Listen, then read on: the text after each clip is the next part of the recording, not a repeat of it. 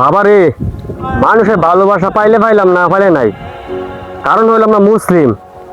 আমরা চেষ্টা করতে হইব আল্লাহ তাআলা মনে রক্ষা করার জন্য। আমাদের গেলাম আল্লাহ তাআলা অনেক শখ কইরা এই দুনিয়া সৃষ্টি করছে।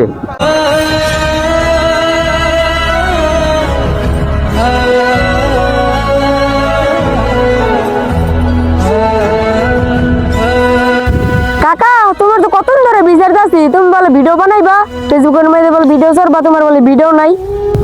কেডা জোনায় তাইছ? হ্যাঁ, ভিডিও তো বানার দরকার রে বাবা। নাহলে লও কাকা বানাই। হরে কাকা, ভিডিওরও বানান দরকার। আরেকটা কথা, ফেসবুকে তো আমরা 3টা বছর ধরে কাজ করতেছি, পারতাছি না তো ফেসবুকে ভাইরাল হওয়ার লেগে। আর কত ধরনের ভিডিও তো বানাইলাম, ফানি কন্টেন্ট, শিক্ষণীয়, কিন্তু মানুষের মনও তো জয় করে নিতে পারতাছি না।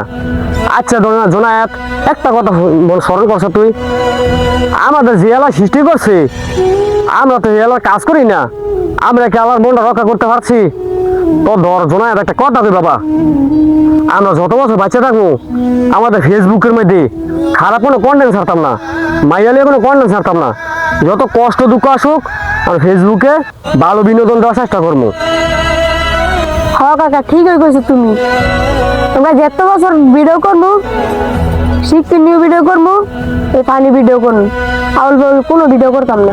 বাবারে, মানুষের ভালোবাসা পাইলে পাইলাম, না পাইলে নাই। কারণ হইলাম না মুসলিম। আমরা চেষ্টা করতে হইব আল্লাহ তাআলা মনে রক্ষা করার জন্য। আমাদের গেলাম আল্লাহ তাআলা অনেক শখ কইরা এই দুনিয়া সৃষ্টি করছে। আমরা যদি ফেসবুকে ভাইরাল হওয়ার লাগিয়া খারাপ খারাপ কন্টেন্ট ছাড়ি, মানুষের ভালোবাসা বানালে খারাপ কন্টেন্ট ছাড়ি, তো গেলাম বাবা, আমরা মইরা গেলে আখেরাতে জায়গা পাইতাম না। ডাইরেক্ট যেমন লাগবো দোজকের মাইদে, বুঝছো বাবা? আমরা যতদিনই কন্টেন্ট বানাই, চেষ্টা করুন ভালো কন্টেন্টের লেগে। আবার যত বছর লাগুক, একদিন ভাইরাল হমু, কষ্ট কোনো দিন বিফলা যায় না।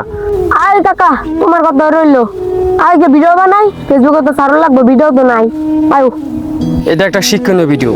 আমরা ফেসবুকে ভাইরাল হওয়ার লেগে কত ধরনের ভিডিও বানাই, খারাপ ভিডিও পর্যন্ত বানাই। আসেন ভাই, ভালো কাজ করি।